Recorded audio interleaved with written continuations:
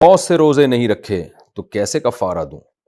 میری عمر 25 سال ہے، میں بلوغت کے بعد سے کسی بھی سال رمضان کے روزوں کا اہتمام نہیں کیا کبھی میں نے روزے کی بالکل نیت ہی نہیں کی اور کبھی نیت کر کے دن میں توڑ دیتا تھا۔ اب میں نے سنا ہے کہ روزہ توڑنے کے مسلسل 60 دن روزے رکھنے پڑیں گے۔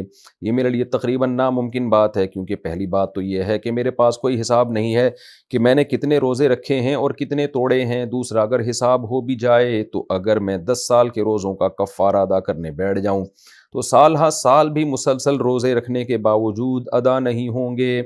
اس صورت میں میرے لیے کیا حکم ہے؟ روزہ توڑنے کی سزا سے بھی بچ جاؤں اور کفارہ بھی ادا ہو جائے؟ عبداللہ شاکر دبئی سے۔ دیکھیں، جو روزے آپ نے چھوڑے ہیں ان کی تو قضا ہے، کفارہ نہیں ہے۔ وہ تو آپ حساب لگائیں کتنے روزے بنتے ہیں تو وہ رکھنا شروع کر دیں آپ۔ اور جو توڑے ہیں تو اس میں الگ الگ رمضانوں کے روزے توڑے ہیں تو صحیح بات تو یہ ہے کہ ایک رمضان میں جتنے بھی روزے توڑے ہیں تو ان کا کفارہ ایک ہی ہے۔ تو آپ یہ دیکھ لیں کہ آپ نے کتنے رمضانوں کے توڑے ہیں، یہ نہ دیکھیں کہ کتنے روزے توڑے ہیں، بلکہ صرف یہ دیکھ لیں کہ کتنے رمضانوں کے توڑے ہیں۔ 4 رمضانوں میں توڑے ہیں تو 4 کفارے، 5 رمضانوں میں توڑے ہیں تو 5 کفارے۔